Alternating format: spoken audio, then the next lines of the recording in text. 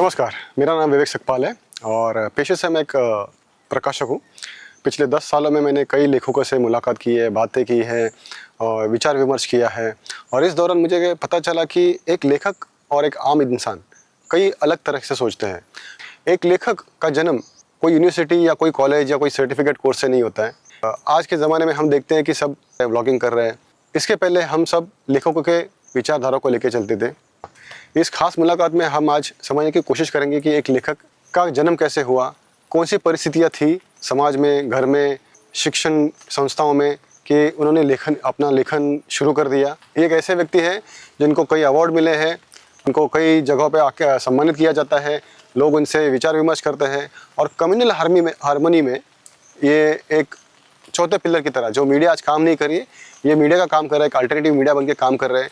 इनके लेखन से, इनके ब्लॉगिंग से और साथ ही इनके वीडियो से हम देखेंगे कि एक समाज में संतुलन बनाने की कोशिश कर रहे हैं।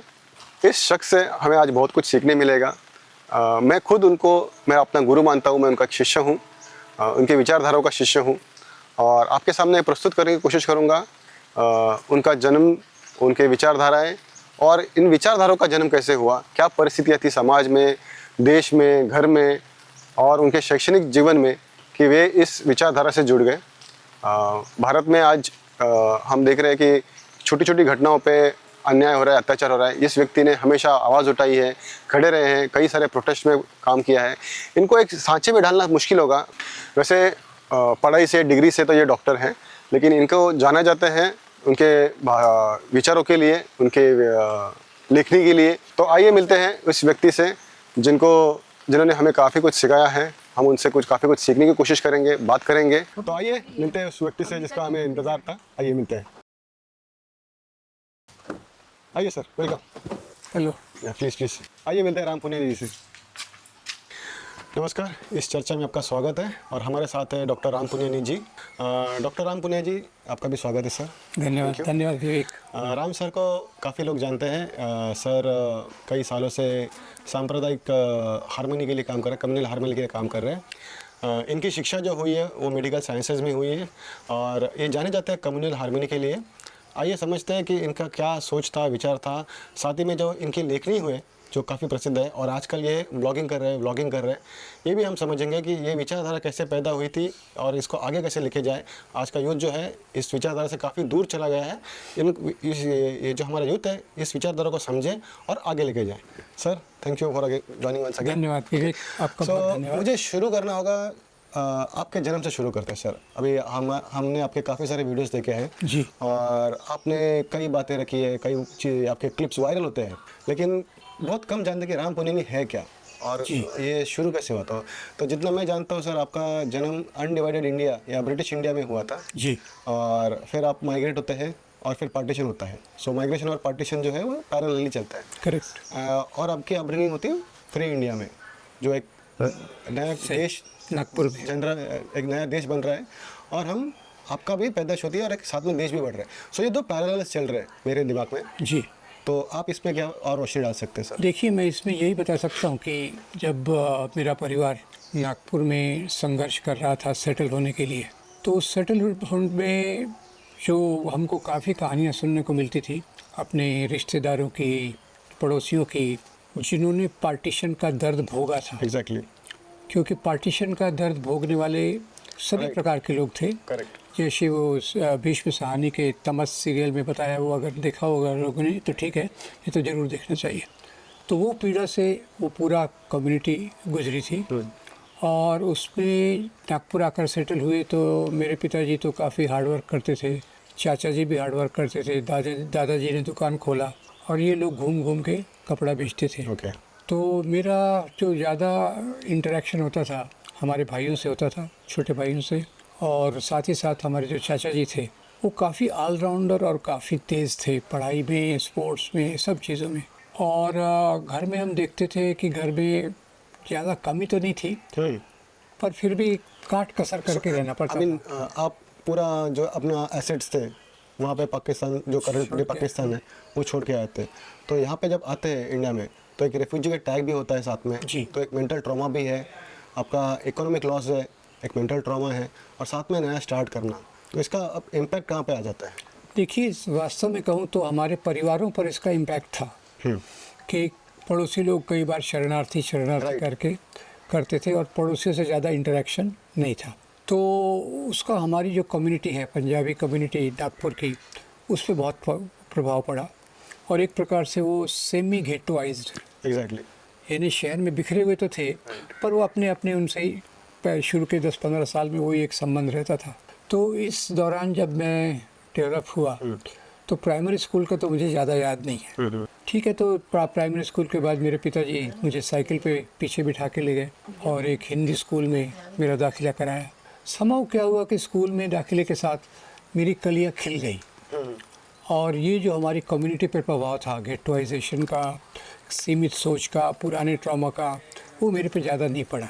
और मेरे चाचा जी जो थे, जो इंजीनियर बने, उनको एक और था, उन्होंने 2-3 चीज़ें बताई जो मेरे ज़िंदगी में बहुत काम आई। एक तो उन्होंने अखबार में, हमारे नागपुर में एक पेपर आता था नव भारत, उसमें एक कॉलम आता था, आज जिनकी चर्चा है, ओके। यानी जो लीडर्स न्यूज़ में हैं उनके बारे में आता था। तो उन्होंने मुझे कहा कि भाई तुम इसको जमा करो, पढ़ो वगैरह, कलेक्शन करो। तो उसी के साथ साथ मेरी आदत पड़ गई अखबार कलेक्शन बनने की भी है और पढ़ने की भी। पढ़ने की, अखबार पढ़ने की। और अखबार पढ़ने के साथ साथ स्कूल की पढ़ाई भी चलती थी। स्कूल में भी कुछ बहुत ज़्यादा एक्स्ट्रा करिकुलर एक्टिविटीज़ में नहीं था, पर वाद विवाद और कविता पाठ, ये जो चीज़ें होती थी, इस प्रकार की साहित्य। कविता भी लिखते थे? नहीं, कविता लिखता नहीं था, कविता याद करके रिसाइट करके। मुझे बहुत इंटरेस्ट आ गया, आप कविता लिखते थे? कविता मैं नहीं लिख सकता, वो मेरे इसमें डीएनए में नहीं है, उसकी भाषा में कहा जाए तो। कविता तो नहीं, पर मैं निबंध लिखता था। ओके। और बीच में मुझे लगता भी था कि मैं साहित्यकार बनूं और कहानियाँ लिखूं, उपन्यास लिखूं, पर वो अब बात ज़्यादा चली नहीं। वो इसलिए नहीं चली कि इसी दौरान मेरा जो अखबार पढ़ने के कारण सोसाइटी से एक्सपोजर होने लग गया। So in a way you are much into non fiction, आप काफ़ी नॉन फिक्शन में बहुत आपका। और करंट कंटेम्प्रेरी टाइम्स जो आज का न्यूज़ हो रहा है और उसको एक रिएक्शन, एक न्यूज़ आ रहा है उसको हम एसिमुलेट करते हैं और फिर उसके ऊपर रिएक्शन करें, हमारी टिप्पणी दे रहे हैं। तो मेरा एक ट्रेनिंग हो गया, एक मेरा वर्ल्ड व्यू, दुनिया क्या है उसका एक व्यू बनना शुरू हो गया। और दूसरी बड़ी बात ये हुई कि मेरे जो दादाजी थे, उनकी जो दुकान थी वो बड़ी सड़क के किनारे थी। वही हमारा स्टडी रूम था, वहीं बैठ के हम पढ़ते थे। और हमारे दादाजी को समाओ, वो तो पढ़े लिखे नहीं थे, पर उनको शिक्षा का बहुत मालूम था। वो बोलते थे तुम पढ़ो पढ़ो वगैरह वगैरह। बीच बीच में हमारे टेस्ट लेने के लिए, उनको समझता तो नहीं था, पर हम एक एक भाई को बुला के बोलते थे तुम्हारी किताब लाओ, इसमें से पढ़ के दिखाओ मुझे। तो हम 15-15, 20-20 मिनट उनके लिए पढ़ते थे। उससे ज़्यादा जो हुआ कि सड़क पर जो ज़िंदगी चलती थी, गणेशोत्सव का प्रोसेशन आ रहा है, मुहर्रम का आ रहा है, नागपुर में एक ताज़िया प्रोसेशन होता है और एक मारबोद का होता है। तो हम ज़िंदगी को देखते रहते थे। Observation is learning. ऑब्जर्वेशन, और उस ऑब्जर्वेशन में पड़ोसी दुकानदार कैसे हैं, ग्राहक कैसे आते हैं, सड़क पे लोग जाते हुए कैसा झगड़ा करते हैं, किसी में झगड़ा हो गया था वो भी दिखता था, कोई बहुत अच्छे से जा रहा था वो भी दिख रहा था। तो ये एक बहुत बड़ी लर्निंग प्रोसेस अभी मैं रियलाइज़ करता हूँ कि एक अनकॉन्शियस लेवल पर ये अंदर ही अंदर चल रही थी। और उसी के साथ साथ जो मैं स्कूल जाता था, तो स्कूल हमारा 3-4 किलोमीटर दूर होगा, 4-5 किलोमीटर पैदल ही जाते थे आते थे। और उस समय हमारी इतनी ये नहीं थी औकात कि हम अच्छे से ठंड के कपड़े ले सकें या छत्ता ले सकें, कि उस समय कमी तो नहीं थी, पर इतना ये एक्सेस नहीं था, जो भी था सफिशिएंट था। बस तीसरी सबसे बड़ी मज़े की बात यह है कि उस समय मैं बहुत खुश रहता था, पता नहीं क्यों। यानी इतनी डिप्राइवेशन रहे तो लोगों को लगेगा अरे यार ये नहीं है वो नहीं है, क्या किताब कोई नहीं है, दोस्त से लेके पढ़ लिया और फिर उसी को पढ़ा दिया, ऐसा करके हैप्पीली, मतलब जो आप कह सकते हैं कि स्कूल मेरा काफ़ी हैप्पी हुआ। और इसी के साथ साथ समाज की समझ, 2 प्रक्रियाएं चल रही थी।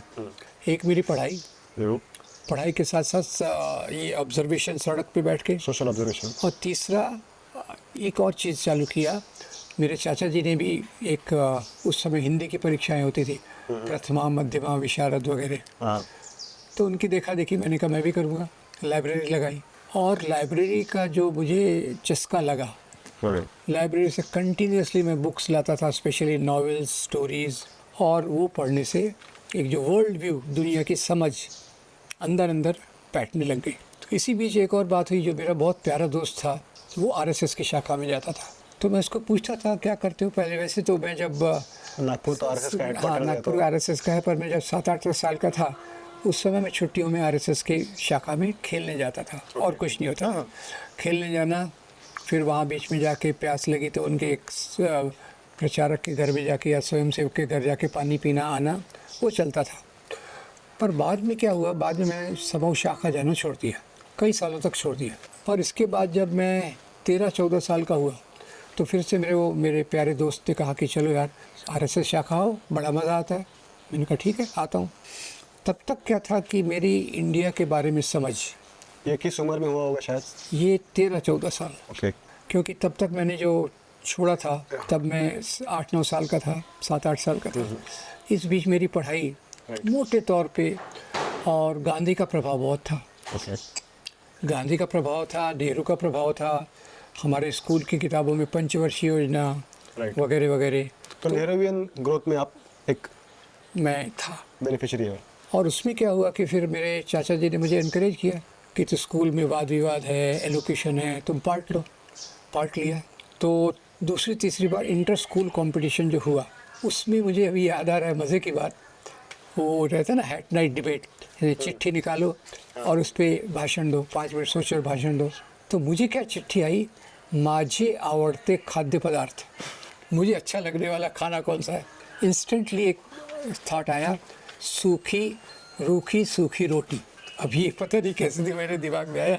मैं वहाँ बैठा, 5 मिनट सोचा कि भाई देश में कितनी गरीबी है, कितने लोगों को रोटी भी नसीब नहीं होती, हम तो फिर भी 2 टाइम का खाना अच्छे से खाते हैं। तो देश की गरीबी ऐसे जो था वो इस प्रकार था। इस प्रकार मैंने उसको बिल्डअप किया।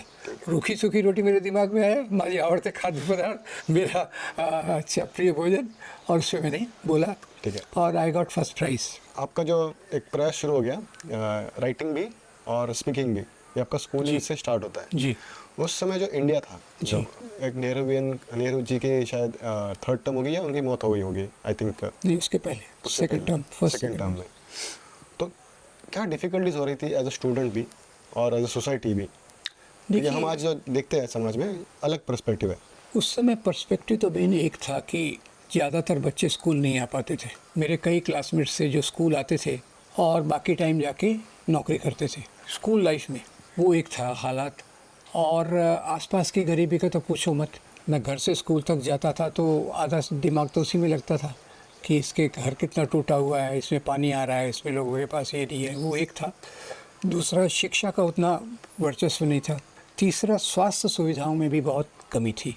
पर उस समय जो देखा मैंने कि जो कैंपेन्स चलाई गई, cholera, small pox, measles, polio, वो कैंपेन्स बहुत ज़बरदस्त। इसका इम्पैक्ट आपके ऊपर आ गया कि आप मेडिकल में गए, या what was the reason there? नहीं, मेडिकल के में तो बहुत सिंपल रीज़न था। मेरे चाचा जी ने बोला तुमको डॉक्टर बनना। मैंने कहा ठीक है। वो तो उसमें तो मुझे कुछ ज़्यादा संघर्ष, ऑप्शन नहीं दिया आपको? नहीं, ऑप्शन नहीं दिया, और मैंने ऑप्शन मांगा भी नहीं। जो है ठीक है। मैं पहले डिस्कस करता था तो एक टीचर ने बोला तुम IAS में जाओ। अच्छा। मेरे चाचा जी ने फाइनल डिसीजन लिया कि फैमिली में कोई डॉक्टर नहीं है, तुम डॉक्टर बनो। मैंने कहा ओके। तो खैर वो चलता रहा। और उस समय नेहरूवियन इंडिया की जो तुम बात कर रहे हो, उसमें समस्याएं तो ज़्यादातर यही थी, गरीबी की। और लोगों को थोड़ा अच्छा भी लगता था। अच्छा ये लगता था कि पहले नौकरियों की बहुत कमी थी, अभी पब्लिक सेक्टर खुल रहा है, लोग वहाँ जा रहे हैं। हेल्थ की कमी है, प्राइमरी हेल्थ सेंटर खोले जा रहे हैं।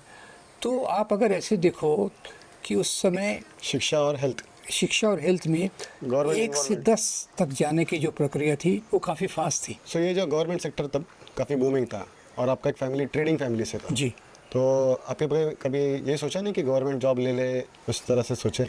या आपके घर में आपके मित्र परिवार में एक माहौल था गवर्नमेंट जॉब लेके सिक्योर लाइफ का? तब तक तो बहुत बदल गया था मामला। ऐसा बताऊं, मेरे चाचा जी वो जो थे वो इंजीनियर बने, बहुत, ही वॉज वेरी ब्राइट।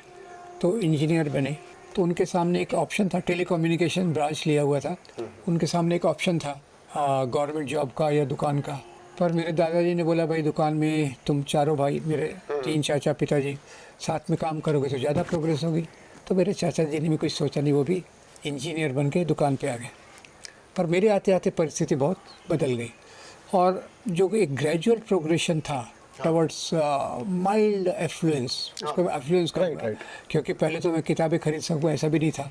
अभी किताबें खरीदना है, ये तो है। इकोनॉमिक प्रोग्रेस काफ़ी ठीक ठाक था। हाँ, ठीक ठाक, मतलब डिसेंट लेवल पे आ गई थी। तो मेरे समय हालात बहुत बदल गए थे।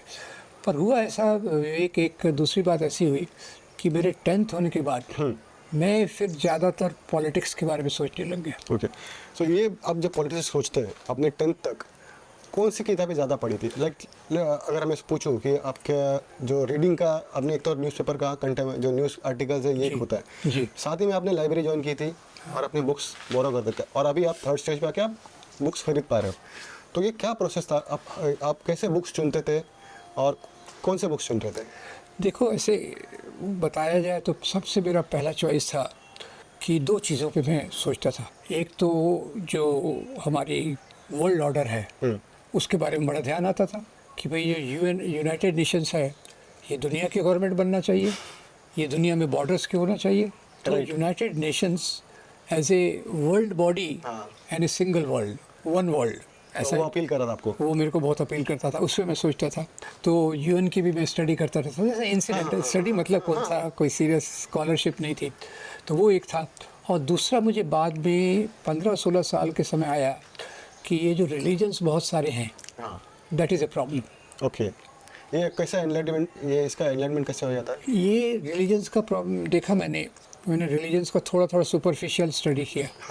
तो देखा कि सभी रिलीजन्स का कोर जो है वो ह्यूमनिज्म है, और जो बाकी चीज़ें हैं, रिचुअल्स, होली बुक्स, वेशभूषा वगैरह वगैरह, वो सेकेंडरी है। ये आपका 15-16 तक लाइन ऑफ थॉट आ गया? हाँ, पर उस समय तक भी जो हमारे कम्युनिटी के फंक्शंस होते थे, रामलीला बहुत ज़बरदस्त होती थी। 10 दिन तक मैं रात को जाग के रामलीला देखता था, उसमें भी मैं फुल्ली पार्टिसिपेटिंग था। दिवाली को मज़ा लेना, होली का मज़ा लेना, वो पूरा चलता था। पर एक साथ साथ ये भी चलता था कि मानवता नाम का एक ही धर्म होना चाहिए। इसका मेजर इम्पैक्ट कहाँ से आ रहा है आपका? What is the influence to this? क्योंकि अगर हम सोसाइटी देखेंगे तो जैसे आपने कहा कि सारे रिलीजन्स प्रोसेशंस आ रहे थे, आरएसएस की शाखाएं थी, नागपुर में अम्बेडकर ने कन्वर्जन भी किया, तो वो भी एक काफ़ी बड़ा ग्रुप है। तो ये वन इम्पैक्ट कमिंग इन, लेकिन फिर भी अगर आप स्टैंड होते हैं एट द एज ऑफ 15-16 साल में, अगर आप स्टैंड होते हैं और कहते हैं कि नहीं, मानवता है और योर एक इक्वलिटी देख रहे हैं, आप हर एक रिलीजन ह्यूमनिज्म ढूंढ रहे हैं, क्या आपने उसके पहले सारी किताबें, काफ़ी सारे रिलीजियस बुक्स पढ़ लिए थे, या कैसा एक्सपोजर आ जाता है? मेरा एक्सपोजर ज़्यादातर रिलीजियस बुक्स में, गीता बचपन में पढ़ी थी जब कुछ समझ में नहीं आता था। रामायण महाभारत तो बार बार पढ़ते थे एज ए इंटरेस्टिंग स्टोरी, पर उसमें से कुछ इसेंस ऐसा निकाला, ऐसा कुछ नहीं है। मेरा जो समझ थी किसी भी चीज़ को लेके, मैं जो उसके मोटे तौर पर उसको मैं समझने की कोशिश करता था कि भाई अभी हिंदू धर्म है तो उसके पूरे वेद पढ़ो, पूरे उपनिषद पढ़ो, ये मेरा एटीट्यूड नहीं था। हिंदू धर्म की सेंट्रल बातें कुछ गांधी ने कही, किसी ने और ने कही, वहाँ से मैं पकड़ लिया। इस्लाम के बारे में भी मैंने देखा। तो इस्लाम आपने पहले पढ़ लिया था तब तक? नहीं, इस्लाम का एक्सपोजर कभी आता रीडिंग के हिसाब से? इस्लाम का मेजर इन्फ्लुएंस तो अभी आया 9/11 के बाद। ओके, तब तक तो मैं मोटे तौर पे जानता था कि मोहम्मद साहब आए, बहुत सारे कबीले लड़ते थे, उन्होंने कबीलों के बीच में शांति प्रस्थापित की, उनकी जो आर्किटेक्चर पता था आपको? हाँ, आर्किटेक्चर क्रिश्चियनिटी का भी पढ़ा था, लव दाई नेबर टाइप और ये सब। तो मुझे लगा कि मैंने काम करना चाहिए रिलीजन के लिए, humanism as a only religion. Okay, तो नागपुर में एक रामकृष्ण मिशन है, उसकी बहुत अच्छी लाइब्रेरी है, मैं रेगुलर जाता था। बीच में मैं 1 साल बीमार था टाइफाइड वगैरह के कारण, 4 महीने बीमार रहा, फिर मैंने कॉलेज छोड़ दिया। तो मैं हर अल्टरनेट डे रामकृष्ण मिशन जाके वहाँ से बुक्स लेके आता था, अलग अलग रिलीजन्स की। तो आप मतलब जो मेन बुक है रिलीजन की वो पढ़ रहे थे, या उसके ऊपर लिखे हुए कमेंट्रीज पढ़ रहे थे और उसका अंडरस्टैंडिंग इंटरप्रिटेशंस कर रहे थे, या आप खुद का इंटरप्रिटेशंस बना रहे थे? मैं खुद का इंटरप्रिटेशन बना रहा था। मैंने होली बुक्स को बहुत गहराई से नहीं पढ़ा। अच्छा। उसके बारे में थोड़ा मैं अपना लॉजिक लगाता था कि ये जो बोल रहा है उसमें सच्चाई का दूसरा एस्पेक्ट क्या है, पर बाकी मैं उसी होली बुक्स पे गहराई में कभी गया नहीं। कोई एक रिलीजन को मैंने ये किया नहीं। जो नॉन इंडियन ओरिजिन के रिलीजन्स है, जैसे खास करके अब्राहमिक रिलीजन्स, और दुनिया में तो वैसे कई सारे रिलीजन्स है, और इंडिया में भी हम कहते हैं हिंदुज़म डोमिनेंट है, लेकिन बुद्धिज़्म आता है, जैनिज़्म आता है, सिखिज़्म आता है, और फिर साथ में ट्राइबल कल्चर्स भी है जो अपने अपने खुद ही में एक रिलीजन भी है, उनको कल्चर कहना शायद। कल्चर ही। हाँ, तो इनका एक थॉट प्रोसेस जो था, लाइन ऑफ थॉट है, ये सिमिलरिटी में आ जाता है कई बार, और कई बार डिफरेंस आते हैं। तो इसका एनालिसिस आपने कैसे शुरू किया था, क्या बेसिस था? देखिए ये इसका मैंने कोई अकादमिक अध्ययन नहीं किया, इनके बारे में पढ़ा, इनके चारों तरफ जो चीज़ें होती थी वो पढ़ा, और जो निजी संपर्क में लोग आए स्कूल में, दोस्त कॉलेज स्कूल में दोस्त था मुसलमान, कॉलेज में सबसे क्लोज दोस्त था एक मुसलमान, क्रिश्चियन से भी एक दोस्ती हुई। ऐसा मैं SFS कॉलेज में था तो वहाँ कई क्रिश्चियन से भी दोस्ती हुई। तो इसलिए मैंने रिलीजन्स को एक पॉजिटिव तरीके से देखा कि इनमें ह्यूमनिज़म तो है, पर बाकी चीज़ें जो है उसको क्या करना है वो कुछ मुझे इम्पोर्टेंट नहीं लगा। क्या आप इस दौरान मैं कंसिडर करो कि आप एथिस्ट है टू एन एक्सटेंट? अभी तो मैं एथिस्ट हूँ, हाँ। अभी तो एथिस्ट। तो ये आपको कब रियलाइज हो रहा था कि आप एथिस्ट बन गए? ये एथिस्ट बनने की प्रोसेस एक्चुअली ज़्यादा चालू हुई जब मैं 11th में आया हाँ। और डार्विन की थ्योरी पढ़ी। ओके। डार्विन की थ्योरी पढ़ने से मुझे लगा कि अरे क्या जो बोलते थे भगवान ने बनाया, ऐसा बनाया, वैसा बनाया, ये तो इवोल्यूशन की थ्योरी क्लियर कट बनाती है। तो मैं दोस्तों को बोला यार ये भगवान वगैरह कैसे हो सकता है, ये तो ऐसा बना है। तो वहाँ से मेरा एथिज्म थोड़ा स्ट्रांग हो गया, मतलब एक इनिशिएट हो गया एथिज्म। क्योंकि घर में जब हम पैदा होते हैं तो घर में एक रिलीजियस कल्चर तो होता ही है हर एक के घर में। सो रिचुअल भी होते हैं, कुछ प्रैक्टिसेस भी होते हैं, वो तो हम बचपन से एक्सपोजर होते हैं, लेकिन उसको अनलर्न करना आगे चल के ये सबसे बड़ा डिफ़िकल्टी है।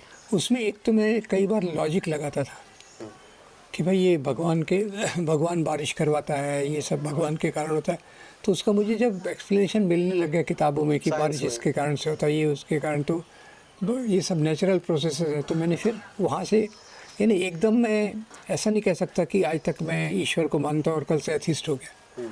एक लंबी प्रोसेस रही जिसमें ईश्वर में विश्वास का जो मात्रा रहती है ग्रेजुअली कम होती गई, और डार्विन के पढ़ने के बाद वो प्रैक्टिकली द एंड हो गया। आपने थोड़ी देर पहले कहा था कि आप आरएसएस की शाखा से, या आपका एक आरएसएस से, आपने कहा कि आपका मुस्लिम दोस्त था या क्रिश्चियन दोस्त था, आपके कुछ दोस्त आरएसएस की शाखा में भी आपको लेके गए थे जी। तो वहाँ पे क्या एक्सपीरियंस रहा और कैसे आप उसको देखते हैं आज? आरएसएस के दो एक्सपीरियंसेस रहे। एक तो जैसे मैंने शायद पहले बताया कि मैं जब प्राइमरी स्कूल में था और तीसरी चौथी में, तब मैं जाता था खेलकूद के आ जाता था, कोई सोचा नहीं मैंने क्या है। पर दूसरी बार जब मेरा एक करीबी दोस्त मुझे उसने आरएसएस शाखा के लिए बुलाया, तब तक मैं थोड़ा सा देश को समझ चुका था। राइट। ख़ास तौर से गांधी का रोल, नेहरू का रोल, ये काफ़ी गहरे से बैठा हुआ था। और जब शाखा में खेलना कूदना बंद हुआ तो जो प्रचारक या स्वयंसेवक था उसने गांधी नेहरू की आलोचना करना चालू कर दिया। तो वहाँ से मैं उखड़ गया। ये किस समय हुआ? ये 14-15 साल की उम्र पे हुआ होगा, 13-14-15 के बीच में। ओके। तो एक ही दिन में गया और उसके बाद से मैं कभी तो शाखा से कोई बात नहीं, कोई संबंध नहीं है। करेक्ट। आपके काफ़ी सारे राइटिंग स्पीचेस जो होते हैं आरएसएस के खिलाफ होते हैं। वो तो खैर आरएसएस के बारे में मैंने 93 के बाद ही लिखना चालू किया। मैंने एक चेस्टर बोल्स जो अमेरिका के भारत में राजदूत थे, उनकी एक बुक थी एंटी कम्युनिज्म पे। ओके। पढ़ा मैंने। मेरे को लोगों कम्युनिज्म सबसे सही आइडियोलॉजी है। उन्होंने बताया कैसे वियतनाम में आए, कैसे यहाँ सत्ता पे आए, तो एक लेफ्ट का एक्सपोजर शुरू हो जाता है। लेफ्ट का एक्सपोजर शुरू हो गया। और मैंने कहा जो वियतनाम में कम्युनिस्टों ने किया वही तो करना चाहिए गवर्नमेंट ने। तो मुझे वहाँ से इंडिया का पिक्चर बिल्ड होने लग गया कि भारत में भी कम्युनिज्म की ज़रूरत है, क्योंकि भारत में गैर बराबरी बहुत है और बाकी चीज़ें काफ़ी हैं, तो भारत में भी कम्युनिज्म आना चाहिए। तो उसके चलते मैंने थोड़ा ये अपने सोशलिस्ट लीडर्स जयप्रकाश नारायण, लोहिया वगैरह को पढ़ा, और उसके बाद फिर मैं कंक्लूजन पे आ आप गया। जब कहते हैं कि मैंने इन लीडर्स को पढ़ा, तो आप कैसे ये पुट करते कि उनके राइटिंग्स पढ़े या उनके ऊपर लिखे हुए राइटिंग्स पढ़े? हाउ डू यू एक इसका एनालिसिस बताइए, क्योंकि आज जो युवा है वो समझता नहीं कि मुझे पढ़ना है तो क्या करना है, वो सिर्फ पढ़ता है। इसमें दो चीज़ें हैं। एक तो कई चीज़ें तो मैंने जैसे राम मनोहर लोहिया की खुद की पढ़ी और उनके ऊपर भी पढ़ी, पर मैं पढ़ते समय दिमाग बंद नहीं करता था। ये उनका जो लिखा हुआ है उसको कॉन्टेक्स्ट में भी देखता था। फेस वैल्यू पे नहीं लेते थे। फेस वैल्यू पे नहीं लेता था, कॉन्टेक्स्ट में भी देखता था, सोसाइटी में उसका क्या कंट्रीब्यूशन हुआ वगैरह। तो फिर मैंने ज़्यादा फोकस कम्युनिज्म पे किया। और कम्युनिज्म पे पढ़ने के लिए एक एमिल बर्न्स की बहुत सस्ती छोटी सी किताब थी, वो पढ़ा। और धीरे धीरे कम्युनिस्ट आइडियोलॉजी में मैं एकदम डीप चला गया। तो कई हद तक आप लेफ्टिस्ट बन गए कई सालों तक। सो आप जब मेडिकल कॉलेज में थे तो आपने पार्टी ज्वाइन की थी?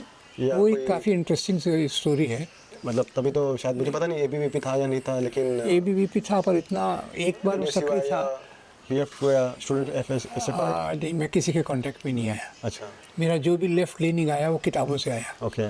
कोई ऑर्गेनाइजेशनल लेफ्ट नहीं ऑर्गेनाइजेशन नहीं, ऑर्गेनाइजेशनल लेफ्टिस्ट में ऐसा है कि नागपुर में जो पहले सीपीआई के जनरल सेक्रेटरी थे एबी बर्धन, जी, वो काफ़ी इन्फ्लुएंशियल थे। राइट। वो हमारे कॉलेज में लेक्चर वगैरह के लिए आए, कॉलेज के बाहर पब्लिक मीटिंग उनकी हुई, सुना मैंने। आई वॉज क्वाइट इम्प्रेस्ड, पर नॉट ओनली दैट, ओके। उसी के साथ मैंने वो 2-3 किताबें लाई थी मार्क्सिज्म पे, हाँ। वो पढ़ने लग गया तो मुझे काफ़ी, आई केम टू द स्टेशन कि भाई ये मेरा स्टेशन है। राइट। और उसी के साथ साथ जो पुरानी चीज़ें थी रिलीजन से रिलेटेड, वो मैंने यहाँ बंद कर दी थी। सबसे लास्ट जो था उसमें पहले तो एक पैरेलल था, बहुत ये हाँ, तो ओवरलैप होता है। ओवरलैप होता है। आचार्य रजनीश ओशो। ओशो, वो नागपुर में आए थे, उनके 3 लेक्चर हुए थे। अच्छा, तो मैं वो तीनों लेक्चर सुनने गया, अपने सामने अटेंड किया था खुद ही। खुद ही अटेंड किया था। फिर वो हमारे कॉलेज में आए लेक्चर देने, अच्छा, तो वो भी मैंने सुना, शायद बहुत ज़्यादा समझा नहीं। और फिर इधर कम्युनिज्म का ये जब आया, उसी के साथ साथ पैरेलल जे कृष्णमूर्ति आ गए। पैरेलली आप अलग अलग फिलोसफीज को एक्सपोज हो रहे थे। करेक्ट, ये जैसे आचार्य रजनीश हो गया, बाद में जे कृष्णमूर्ति ज़्यादा पावरफुली सामने आए, ओके। पर वो भी मुझे लगा यार ये सब एब्स्ट्रैक्ट बातें हैं, मन को शांत करो, ये करो, वो करो, मुझे उसको ज़्यादा कुछ समझता नहीं था। ये कम्युनिज्म मुझे बराबर समझता था, एज ए लार्जर सोसाइटी का लार्जर सोसाइटी। पर्सनैलिटी से ज़्यादा आप सोसाइटी पे ज़्यादा फोकस करते हैं। You are more not individual पे नहीं फोकस करते। इंडिविजुअल पे बिल्कुल नहीं। वो भले ओशो हो या जे कृष्णमूर्ति हो, they are more on the individualistic correct point. Correct. Whereas आपका कम्युनिज्म एक सोसाइटी को लेकर के देखता है। सोसाइटी को लेके आया, उसने सुपरफिशियल लेवल पे रशिया में रेवोल्यूशन किया, चाइना में रेवोल्यूशन किया, वियतनाम में किया। क्यूबा। तो वो उनको मैंने एक आइडियोलॉजी के रूप में जब देखा कि जैसे कम्युनिस्ट मैनिफेस्टो पढ़ा, हाँ। That is one of the best books I read ever read. तो उसमें जो वर्कर्स के बारे में बताता है, और विवेक यू विल बी सरप्राइज, मैंने आज तक बुर्जुआ क्लास का जो डिस्क्रिप्शन पढ़ा है, सबसे अच्छा डिस्क्रिप्शन कार्ल मार्क्स में है। Praising them for their spirit against feudalism, praising them against their fight against the kings to establish industries. Of course हाँ, एम्प्लॉयमेंट चाहिए। Engels also has written Yes, a book, yes, yes. Condition of Working Class in England. Means, so that time I saw Communist Manifesto as a holistic book, not seeing just workers' point of view, Right. but even what bourgeoisie has done to change the society from a feudal society, God-based society, king-based society, to the society where we Right. live and survive. ये communist manifesto का मुझे बहुत appeal हुआ। तो तब तक मैं फिर एमडी में मेरी एडमिशन हो गई। तो कॉलेज में कोई आपने स्टूडेंट यूनियन वगैरह ज्वाइन की थी? नहीं, कॉलेज में हमने ग्रुप बनाया, ग्रुप बनाया, ओके। 2 ग्रुप। आपने आप you are the founder. I You were one of the was founders. Central figure sir founder. एक तो कॉलेज में coffee house discussion club which was very common at that time. तो हम 7-8 residents, doctor, post graduate students हफ्ते में 1 आध बार मिल के चर्चा करते थे। पर फिर मेरा जो एक मेरी बहुत अच्छी दोस्त थी, अभी भी कोरिया में है वो, Manorama, she was a very good friend of mine. वो और उसका फियंस, दोनों मेरी अच्छी दोस्त थी। वो उसका फियंस सीपीएम वाला था, सीपीएम से क्लोज था, और मैं जनरली फ्लोटिंग था। तो हम लोग भी घंटे घंटे बैठ के बात करते debates. थे कॉफ़ी हाउस में। राइट। तो एक दिन मनोरमा ने बताया कि भाई मेरा भाई वो तो सीपीआई पार्टी ज्वाइन कर लिए। तो मैं उस दिन बहुत रेस्टलेस रहता था कि मैं कर क्या रहा हूँ, एमडी कर रहा हूँ, डॉक्टर बन रहा हूँ, पर सोसाइटी को तो ज़रूरत है सोशल चेंज की। सोशल चेंज के लिए तो वर्कर्स को ऑर्गेनाइज करना पड़ेगा। What am I doing? तो मैं प्रॉबेबली उस रात को सोया नहीं, और दूसरे दिन से मैंने हॉस्पिटल जाना बंद कर दिया। ओके। मेरे दिमाग तभी में आप इंटर्न करें? नहीं, I was registrar due to appear in MD. Okay. 3 दिन नहीं गया, दोस्तों से बात किया, तो एक दोस्त ने बोला ठीक है मत करो एमडी, जाओ पार्टी में। दूसरे ने बोला मत करो, पार्टी एमडी कर लो। ऐसे दोनों टाइप के मिलकर मैंने कहा बर्धन जो बोलेंगे मैं वैसा करूँगा, क्योंकि I was impressed by CPI and him in particular now. तो बर्धन को मिला मैं, बर्धन ने यही पूछा कि भाई एमडी को कितने दिन बाकी हैं। मैंने कहा 3 महीने या 6 महीने, ले जाओ एमडी कर लो और उसके बाद भी आना। मैंने कहा ठीक है। फिर चालू कर दिया मैंने अपनी एमडी की स्टडी। पहली बार फेल हुआ, दूसरी बार पास हो गया, और इस पास फेल के बीच में मैंने 2-4 और दोस्त मिलकर हमने एक स्पार्क सोशलिस्ट फोरम बनाया Spark? नागपुर में। एब्रिविएशन है। स्पार्क हाँ, स्पार्क का नहीं, spark just spark. Spark okay. Spark socialist बनाया। और हम क्या करते थे, वहाँ एक डॉक्टर ने, उसके हॉस्पिटल में ओपीडी की जगह है, वो खाली रहती थी शाम को, तो मैं उसको जानता था मैंने रिक्वेस्ट किया क्या ये हम ओपीडी में बैठ के Office time? मीटिंग कर सकते क्या? बोले, करो। तो हमने एक फ्राइडे, एवरी फ्राइडे शाम को हम वहाँ मिलते थे और ग्रुप बन गया। इधर से वीकली मीटिंग्स होती थी, तो it became a centre of attraction for many of the city students. Every Friday we were getting at least 30-20 new faces. faces also. तो हमने एक तो ये पब्लिक मीटिंग चालू रखी, दूसरी लाइब्रेरी बनाई। एक दूसरे दोस्त के पास एक घर खाली पड़ा था, वहाँ हमने लाइब्रेरी बनाई और यहाँ मैं फिर लेक्चरर बन गया था। ओके। तो आपने प्रैक्टिस की बाद में? लेक्चरर मतलब तो ओपीडी में भी बैठना, हॉस्पिटल बैठना, I was doing all the okay. Nurses की भी क्लासेस लेता था, मेडिकल स्टूडेंट्स की भी लेता था, वो full duties I was doing. तो ऑफिस बनाया, तो ऑफिस में अलग अलग कॉलेजेस से लड़के खुद होके आते थे। तो शाम को मेरा काम था उनके साथ 2-3 लड़कों के साथ डिस्कशन करना, 1-2 घंटे long discussion, convincing them of socialism, communism वगैरह वगैरह। तो ये चला, तो मैं फिर जॉब पे तो था। फिर जॉब पे रहा तो हमको देश भर से बहुत सारे ग्रुप्स आते थे मिलने। ये कौन सा एरा होगा? ये 1972 to 74। तो तब तक आपने 2 वॉर भी देख लिए थे, 2 बार भी देख लिए। तो उसका कुछ इम्पैक्ट हो रहा था? नहीं, हाँ एक्चुअली ये लाइन ऑफ थिंकिंग में इम्पैक्ट आया होगा। आपको अच्छा याद दिलाया आपने। 1971 की वॉर में हाँ। मैं देख रहा था कि भाई बहुत सारे रिफ्यूजीज बांग्लादेश से आ रहे हैं, अरे तो मैंने देखा कोई इनकी मदद के लिए जा रहा है क्या। अभी आप भी एक तरह के पहले रेफ्यूजी थे। हाँ, तो somehow as a human Right. This thing, मैंने बाकी हम रजिस्ट्रार क्वार्टर में रहते थे, तो मैंने वहाँ नोटिस डाला कि I am planning to collect money okay. And go myself to Bangladesh. To work amongst refugees. Okay. तो it was encouraging really, and I went with one team to Bangladesh border. अच्छा। So there I worked in the clinic for few days. Okay. And I had a team. Some other person was conducting it. But that time also I was not sharp enough. When I came back, I enjoyed that process of seeing diverse people, alag this thing, landscape. So when I came back, I was called by RSS. Okay. I didn't understand. They just said, "Oh, you come. We want to honor you. अच्छा। Honour We want to honor you. You went there, so we want to honor you." Humanitarian. I didn't know what they are RSS. Today I realized they were RSS. They called me to their office. Bharat Mata's photo, this thing. They gave some prasad and all that. Later on I realized that was also a RSS outlet. But it didn't matter to me. Anyway, I wanted to work amongst refugees.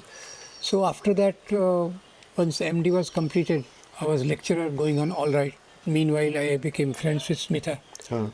Through Spark Socialist Forum. She was also member of spark. Madam she ने spark में she was also there because her brother was trying to influence her. अच्छा। He was a part of a group called Magoa in Bombay, okay. IIT Bombay, हाँ। Magoa. So he was trying to show her direction.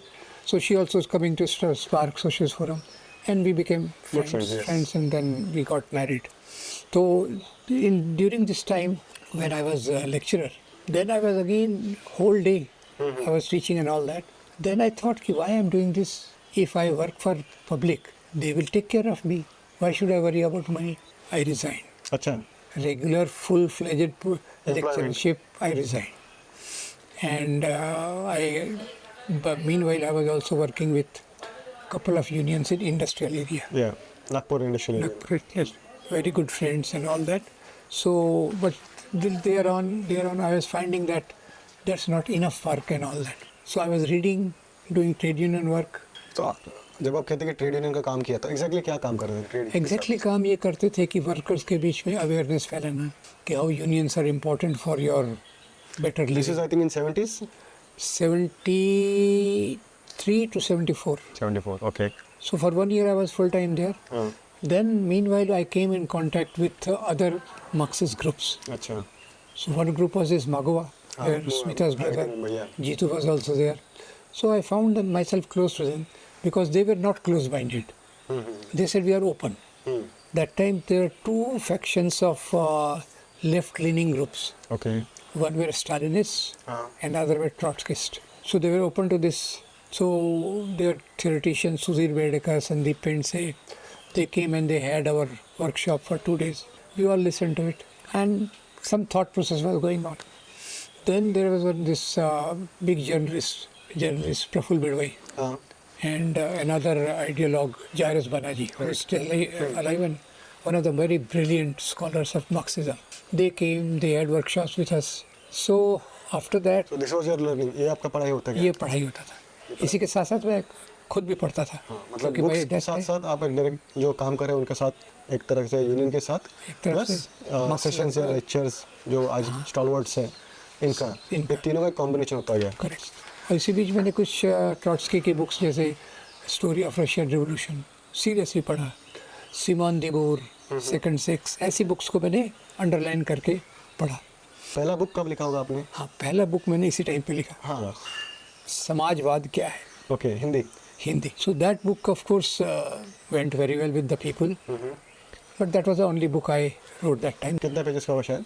80-90 pages. 80-90 pages. Good. So I had made notes and I had made a proper sequence. So that was my first book.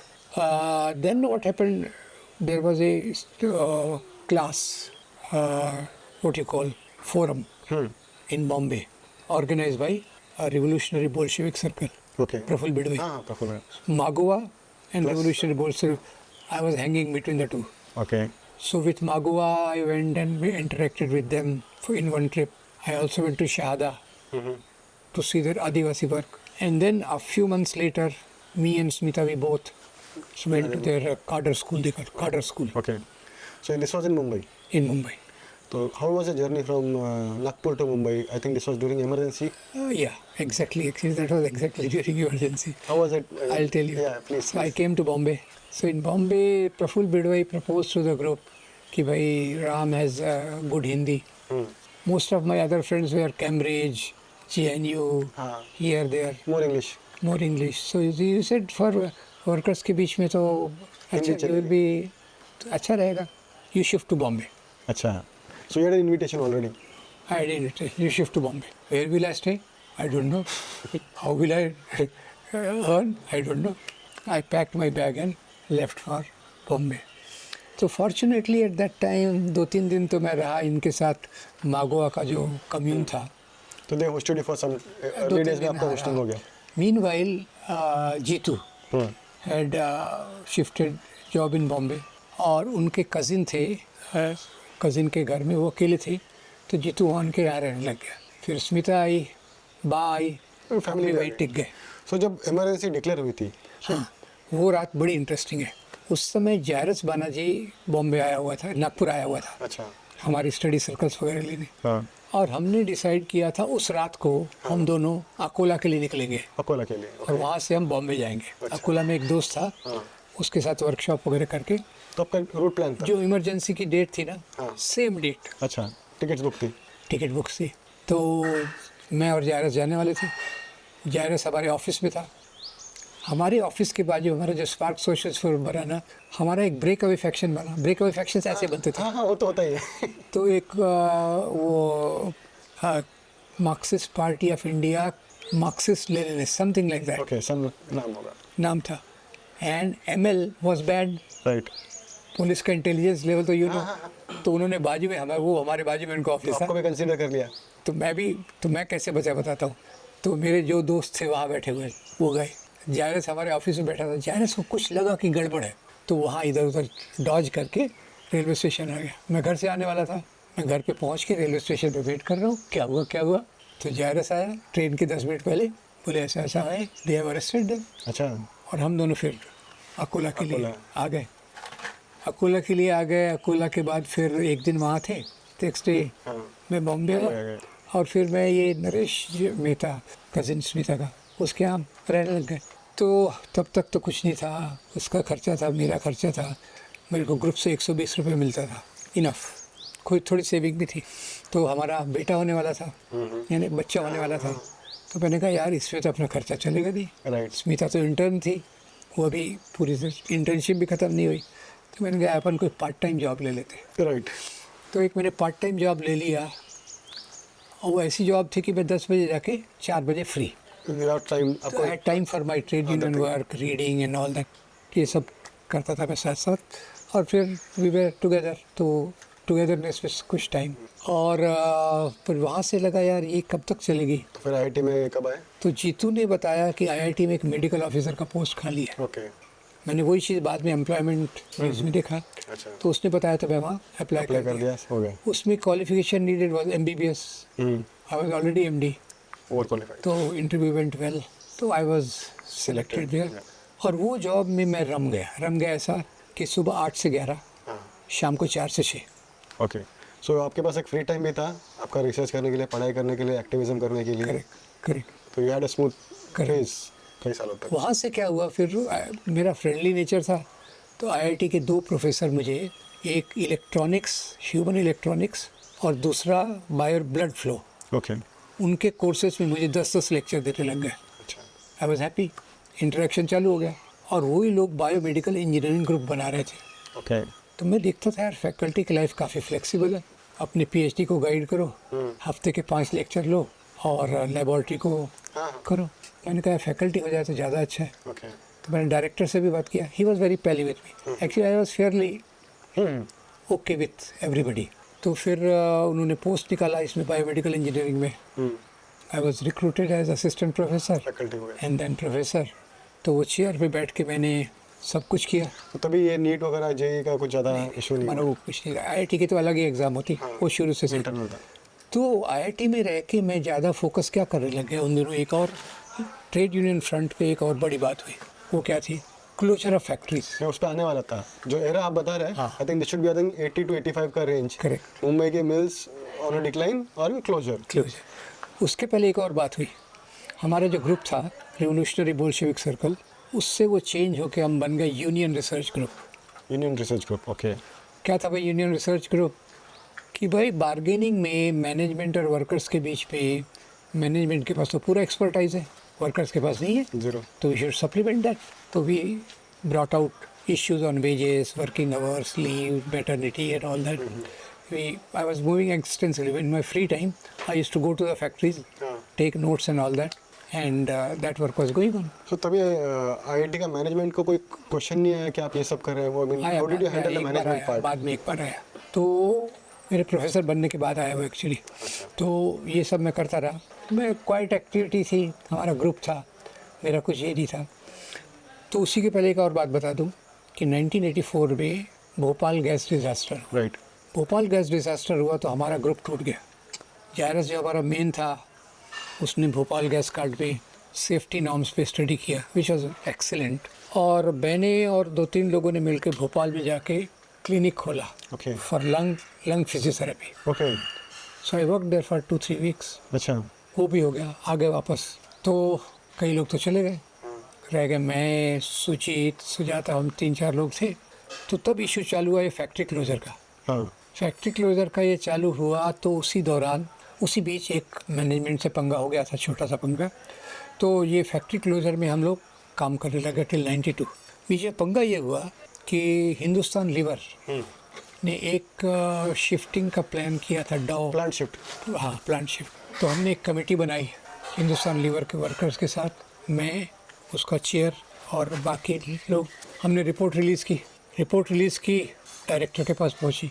Report सामने बिल्कुल नाम, chairman professor doctor Ram Puniyani, IIT Bombay. बोले क्या है? मैंने कहा I take interest in this. बोले you can't do this in IIT। मैंने कहा but Bombay university allows this. बोले then go to Bombay university, he told me. फिर मैं चुप रहा। हुआ ऐसा था, शायद IIT had some interest, big interest in getting funds from Hindustan Lever, which probably got blocked because of this. Right. So, but Yeah, that happens. I did not make it an issue, and director also did not make an issue. We carried on because I was very senior faculty and I had some reputation in the campus. 1992 में बाबरी मस्जिद rights होते हैं, 93 में economic reforms होते हैं। आपके अंदर अभी 2 पर्सनैलिटीज़ दिख रही है मुझे, एक जो लेफ्ट लाइन ऑफ थॉट से आ रहा है और दूसरा जो कम्युनल हार्मनी के लिए काम कर रहा है। तो इसका प्रोग्रेस एक डायरेक्शन कैसे आगे निकल जाता है? क्या हुआ ऐसा कि आपने एक पाथ चूज़ किया और दूसरी थोड़ी पीछे हट गई? कि ऐसा कारण है कि मुंबई में लेफ्ट बहुत ही वीक हो गई थी, पूरे देश में वीक हो गई थी, या कुछ और कारण थे? देखो विवेक, सच बताऊं तो ये जो इकोनॉमिक इंस्टेंस का मैंने ज़्यादा स्टडी नहीं किया है। ये मुझे जनरली लगा कि उसके बाद जो हमारी इकोनॉमी थी, जो पब्लिक सेक्टर हाँ, में स्लैकनेस आ गई थी। पब्लिक सेक्टर तो बहुत ज़रूरी है और एक अच्छे समाज में अच्छी गवर्नमेंट के साथ बहुत अच्छे से चल भी सकता है, चलना भी चाहिए। पर इन्होंने गवर्नमेंट जनरली ये फिलॉसफी पे आते गई, ग्रेजुअली विच बिकेम स्ट्रॉन्गर, जब मजबूत होती गई कि business is not the business of government. हाँ, और उसके चलते इन्होंने जो पॉलिसीज़ ली उसमें दो चीज़ें दिखी। एक तो जो वर्कर्स राइट्स ग्रेजुअली ये धीरे धीरे कम होने लग गए। दूसरा, कुछ कॉरपोरेट हाउसेस धीरे धीरे पहले से स्ट्रांग होने लग गए। वो अभी तो बहुत बाद में तो एकदम क्लियर कट अभी तो ओलिगार्की आ गई। ओलिगार्की आ गई और एकदम दिखता है कि कौन से बिजनेस हाउसेस का ज़्यादा है। पर ये प्रोसेस उसके साथ हुई, 93 से आप रिफॉर्म्स के बाद वो देख रहे हैं। वो देख रहा हूँ। हाँ, बट एज एन इंडिविजुअल आपका उसके बाद से जो राइटिंग्स आ रही है वो मोर कम्युनल हार्मनी के साथ जी, में। वो इसलिए है विवेक कि समहाउ ये ज़्यादा सामने एकदम दिखता है, इमीडिएट दिखता है। हाँ। जो बहुत गहरे स्कॉलर्स हैं जिन्होंने ह्यूमन साइंसेस को ज़्यादा लिया हुआ है, जैसे वो सीपीएम के कौन से बड़े ये आइडियोलॉग हैं, वो सब उस पर बहुत अच्छा लिखते हैं, मैं नाम बोल रहा हूँ। तो वो मैंने ज़्यादा नहीं किया। और ये मुझे लगा क्योंकि सबसे ज़्यादा जो मुझे स्ट्राइक हुआ वो prevalence of misconceptions in society, यानी समाज के अंदर जो गैर समझ है उसके कारण कैसे कम्युनलिज्म मजबूत होता है, उसके कारण कैसे कम्युनल वायलेंस आता है। तो मेरा ज़्यादा फोकस वहाँ रहा है। और उसी के साथ साथ फिर जेंडर इशू पे भी मैं स्टडी किया, दलित इश्यूज़ पे किया, आदिवासी इश्यूज़ पे किया, क्रिश्चियंस का जो मुद्दा था कन्वर्शन से रिलेटेड उसमें किया। ये जो इकोनॉमिक का थोड़ा मुझे कठिन लगा तो मैंने उसमें बहुत ज़्यादा काम नहीं। पर यह है जनरली कि जिस प्रकार की अभी इकोनॉमी आ रही है न्यू लिबरल, वो किसी न किसी प्रकार से लोगों को उलझाए रखती है। अलग अलग देशों में अलग अलग इश्यूज रहते हैं। भारत में जो इशू है वो है कम्युनलिज्म। कम्युनलिज्म एक्चुअली ऐसा कह सकते हैं एक है, ये एक हथियार है रूलिंग क्लास के पास लोगों का ध्यान आर्थिक ओलिगार्की से हटाने का। राइट, वो तो अभी हमको काफ़ी क्लियरली आज का कंटेम्प्रेरी टाइम से अगर हम बात करें तो वो तो क्लियरली दिख रहा है। अभी मैं पूछना चाहूँगा सर कि हमने लेफ्ट का बात किया, आप गांधीयन फिलोसफी से काफ़ी इंस्पायर्ड है, आपने गांधीयन का बात किया। आपका अम्बेडकरिज्म लाइन ऑफ थॉट दोस्त या लेखनी में कैसे आ जाता है? तो ये तीनों अलग अलग पिलर्स हैं। अलग अलग। पर आपको इतना बताना चाहूँगा कि भारतीय समाज में अम्बेडकर को समझे बगैर भारत का पॉलिटिक्स आप समझ ही नहीं सकते, ये मेरा कंक्लूजन है। और लेफ्ट की जो पहली गलती थी, उन्होंने अम्बेडकर को उतना सीरियसली नहीं लिया। जैसे ही मैं पढ़ता गया और आरएसएस के बारे में, आरएसएस बना क्यों? क्योंकि दलित ऊपर आ रहे थे। आरएसएस ये बहुत कम लोग बात करते हैं इसकी, राइट? ये मैंने इसका आप थोड़ा और डिटेल में बात कीजिए, आई विल बी हैप्पी। हाँ, ये तो अभी आप 1925 को देखिए, आरएसएस बनता 1925, वो वेगली वो बोलते 25 और वो 2-3 साल में कंसोलिडेट होते हैं। और वही पीरियड देखिए, एक तरफ ज्योतिराव फुले आके दलितों में एजुकेशन देते हैं, बाबा साहब उसको आगे ले जाते हैं, स्ट्रगल करते हैं, मनुस्मृति को जलाते, कालाराम मंदिर और वो ये सब करते हैं। और उसी के साथ जो दलित अवेयरनेस आती है 25 के पहले, वो ज़्यादा फोकस करती है नॉन ब्राह्मण मूवमेंट पे विदर्भ में, राइट। और नॉन ब्राह्मण मूवमेंट का एम ब्राह्मण और लैंडलॉर्ड इनके खिलाफ फोकस है। तो ये बात बहुत कम लोग गहराई से समझ पाए हैं। Anyways will come back to अभी आपका अम्बेडकरिज्म या लाइन ऑफ थॉट में आ जाता है। हाँ, तो अम्बेडकर का भी मैंने एक बड़ा कंपोनेंट समझने की कोशिश की है। और आपको ये भी बता दूं कि अभी मुझे लगता है कि अम्बेडकर को अगर पहले समझा होता, पर क्या है, आप कोई भी इशू को तब लेते हैं जब वो आपको तिल मिला देता है। आरएसएस ने तिल मिलाया, गया देखा तो बना क्यों भाई? क्योंकि दलित ऊपर आ रहे थे, तो इसलिए आरएसएस बना। और आरएसएस कंटिन्यू क्यों करता है?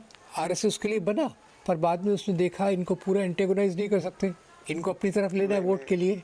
इसके लिए उनके जो आइकन्स हैं उनको ऊपर लाओ, सामाजिक समरसता मंच बनाओ। तो इसके लिए तो फिर बहुत गहरा जाना पड़ा मुझे। कास्ट सिस्टम में भी कास्ट और जेंडर, ये दो चीज़ें हैं जो मैं 92 के बाद ज़्यादा अच्छे से तो जो इंटरनेशनल राइटर्स हैं वो जब इंडिया पे लिखते हैं, मैंने कई बार देखा है, पढ़ा है जिनको, सो काफ़ी अनबायस्ड होते हैं। आपके अंदर एक कुछ बायसनेस था जो आपको लगता है कि शायद वो आप अनलर्न किया होगा? बायस तो नेचुरल चीज़ होती है, ये एक इंसान में हो होता जाता है। मैं अनलर्न क्या किया था आपने, Unlearn खास करके यही दलित और किया- वुमेन्स को लेकर के अगर हम बात करें तो? अनलर्न ये किया कि आप किसी आइडियोलॉजी पे रिजिड नहीं रह सकते, खासतौर से मार्क्सिज्म पे। हाँ। जो मैकेनिस्टिक मार्क्सिज्म ये लगाते हैं, हाँ। उससे समाज को समझना पॉसिबल नहीं है। ये तो मैंने अपने काम में ही देखा ना, कि जब हम शुरू हुए रिवोल्यूशनरी बोल्शेविक सर्कल, फिर यूनियन रिसर्च ग्रुप, फिर worker centre for against closure, ये कैसा था? ये जैसे सिचुएशन बदलती गई हम चेंज होते गए। बदलते गए। और फिर 92 के बाद जब देखा कि भाई आरएसएस नागपुर में क्यों बना, आरएसएस विदर्भ में बना। विदर्भ में क्यों बना, और ये दलित मूवमेंट के बाद में क्यों बना, और उसके फिर जब वो आप गोलवलकर को पढ़ो तो जिस प्रकार से वो मनुस्मृति की तारीफ करता है तो आप दंग रह जाते हो। और मैंने इसको ऐसे समराइज़ किया, आरएसएस और अम्बेडकर को। अम्बेडकर मनुस्मृति चलाते, भारतीय संविधान को बनाते, ड्राफ्टिंग कमेटी। आरएसएस मनुस्मृति को मनुस्मृति को लाने की बात करता है, और भारतीय संविधान को इसने पूरा कर लिया।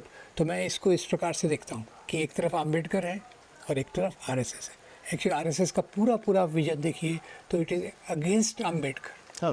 और एक आपको मेरा मज़ेदार फार्मूला बता दूं इंडिया के कॉन्टेक्स्ट में, जैसे बुर्जुआ रेवोल्यूशन या फ्रांस रेवोल्यूशन में लिबर्टी, इक्वालिटी, फ्रेटर्निटी। लिबर्टी को मैं एसोसिएट करता हूँ भगत सिंह से, ओके। इक्वालिटी को एसोसिएट करता हूँ अम्बेडकर से, और फ्रेटर्निटी को एसोसिएट करता हूँ गांधी से। क्या बात है सर, दिस इज एक्सेलेंट। तीन बड़े आइकन्स जो मेरे लिए हैं, वो तीन बड़े पिलर्स हैं डेमोक्रेटिक सोसाइटी के। तो इसलिए I have no bias against Gandhi और अम्बेडकर और भगत सिंह। अभी आपके काफ़ी जो मित्र हैं वो भी लिखते हैं, और आपके कई सारे इंटरनेशनल जो ऑथर्स हैं वो भी मित्र हो गए इस इतने सालों में हुए होंगे। कैसा रहता है आपका एक रिश्ता उनके साथ?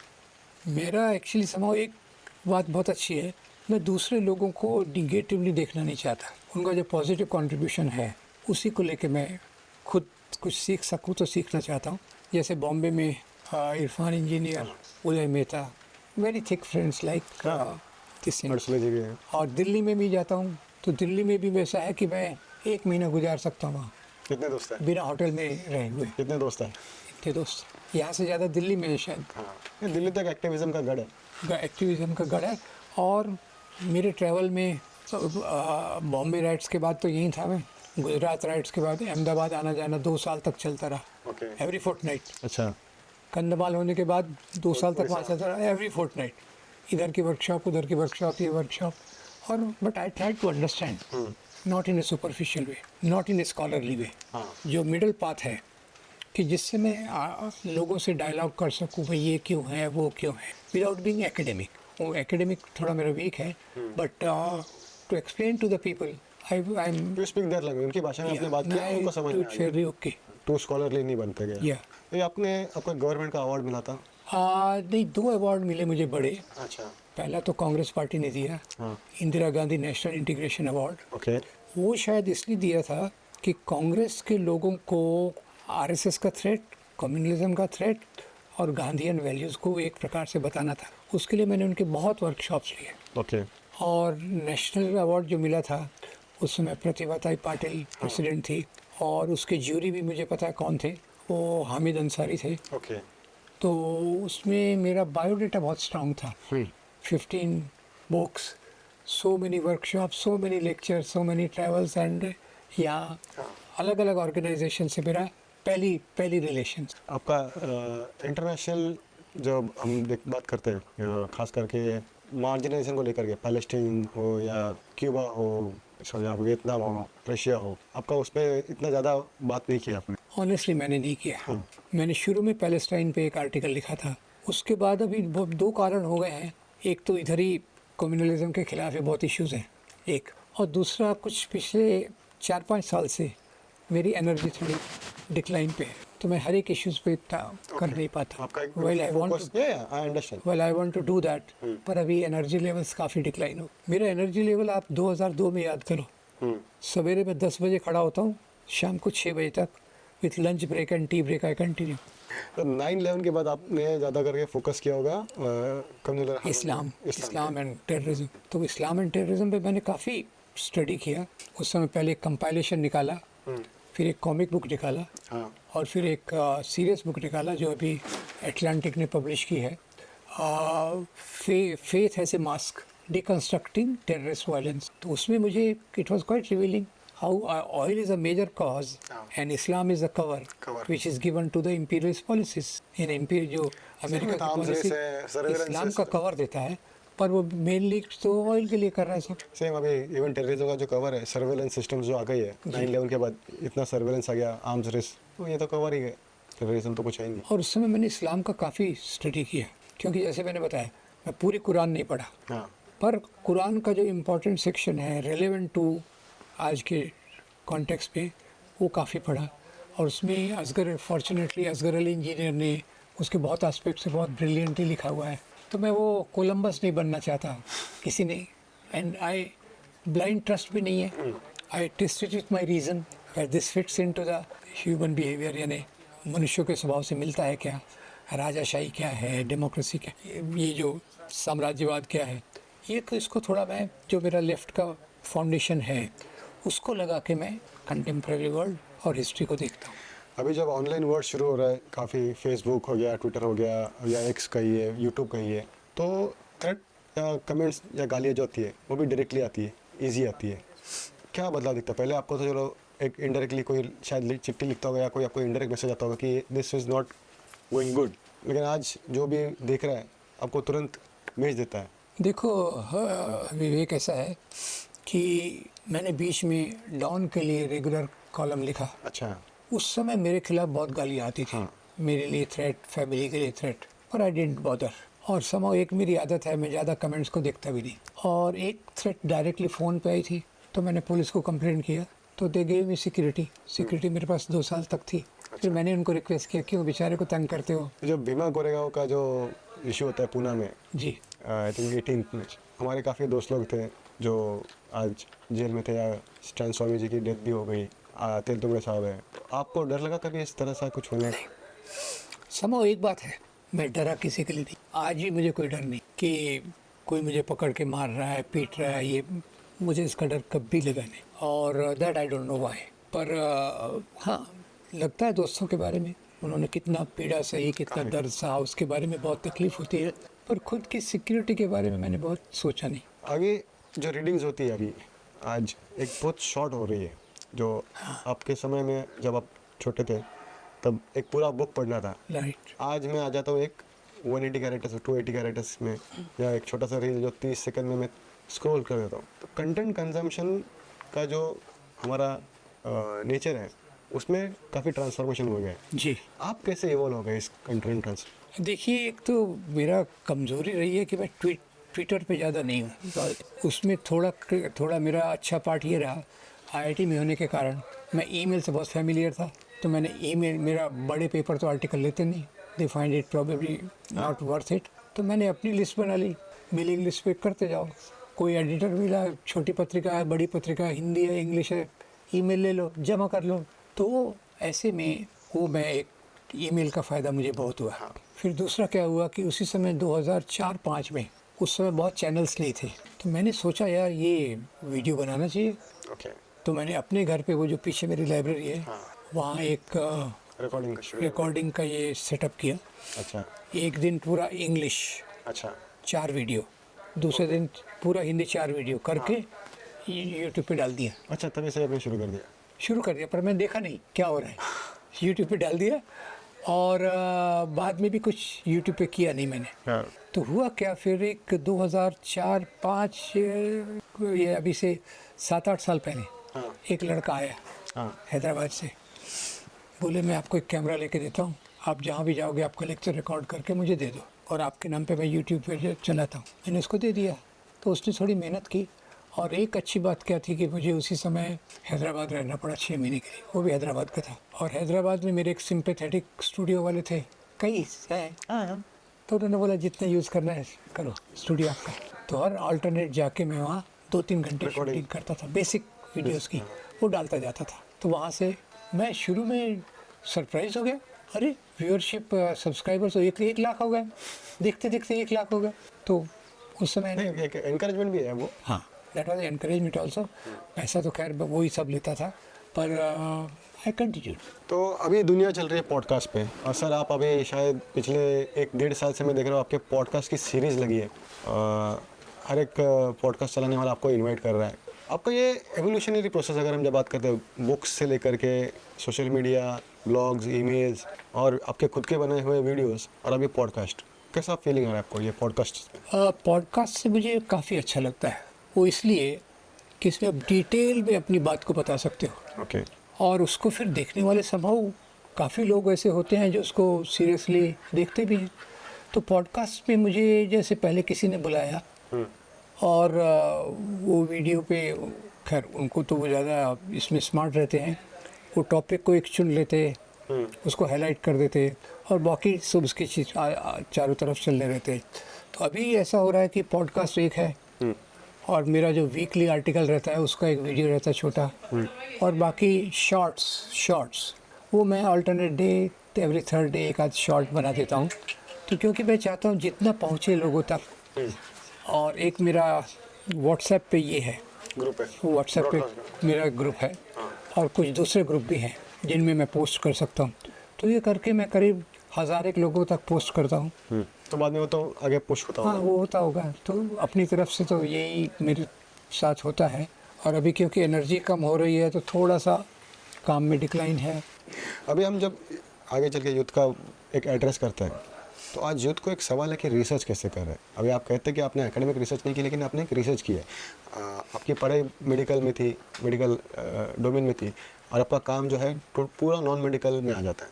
तो एक स्ट्रीम भी चेंज हो जाती है, मतलब एक स्ट्रीम से आप बाहर आके दूसरे स्ट्रीम में आ रहे हो, और फिर एक करियर सेट हो रहा है, रिसर्च हो रहा है, कंट्रीब्यूशन हो रहा है, कंटेंट क्रिएशन हो रहा है। तो अभी अगर मैं एज ए यूथ, या मैं तो यूथ शायद हूँ नहीं, लेकिन अगर किसी यूथ को आपसे सीखना है, हाउ डिड यू रिसर्च, ये सब जर्नी कैसे होती है, इसका एक आर्किटेक्चर बता सकते हैं? हाँ, देखिए ये रिसर्च का, जैसे सबसे पहले मैंने टेम्पल डिस्ट्रक्शन पे काम किया, और टेम्पल डिस्ट्रक्शन पे जैसे मीडिएवल इंडिया का इम्पोर्टेंस है, तो मीडिएवल इंडिया की बुक मेरे पास मैंने लाया, खरीदा, सतीश चंद्रा की। उसमें हर एक किंग का मैंने 2-3 हफ्ते किया।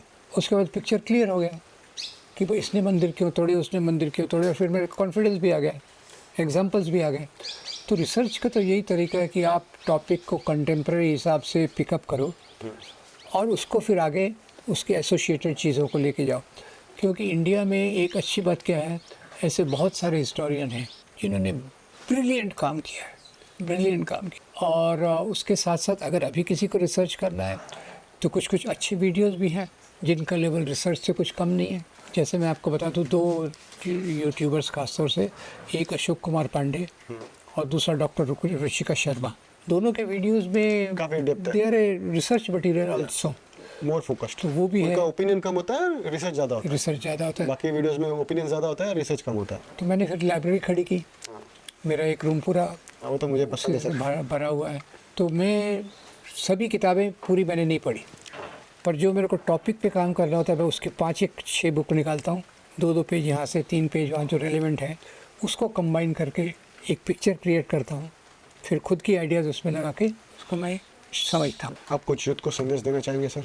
देखो भाई, अपने आप को मैं संदेश देने लायक तो नहीं समझता, नहीं सर, प्लीज। पर निवेदन ज़रूर कर सकता हूँ कि हमें आखिर में खुद का जीवन तो देखना ही है, पर साथ में पूरा समाज अगर ठीक नहीं रहा, अगली जनरेशन्स को ख़तरा है, तो उसके लिए हमें अभी से कुछ करना चाहिए।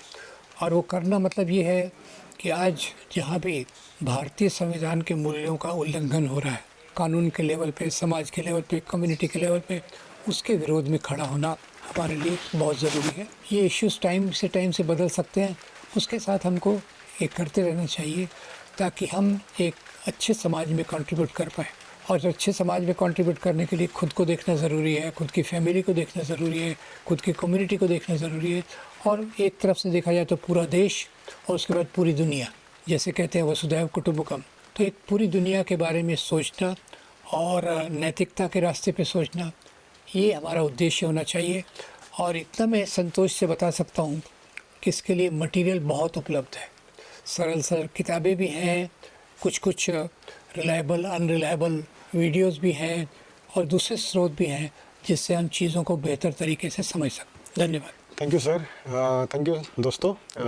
आज काफ़ी अच्छा लगा राम पुनिया जी से बात करके, जो एक लेफ्टिस्ट है, गांधीयन है, अम्बेडकराइट है, एक्टिविस्ट है, ह्यूमनिस्ट है, ऑथर है, ब्लॉगर है, व्लॉगर है, राइटर है, आई डोंट नो और क्या क्या कहूँ, और एक डॉक्टर भी है। तो काफ़ी सारे एक रेनबो स्पेक्ट्रम है इनकी पर्सनैलिटी में। और सर आपकी मैत्री के लिए भी थैंक यू, और ये समय के लिए भी thank you. Thanks a lot sir. Thank you. Thank you.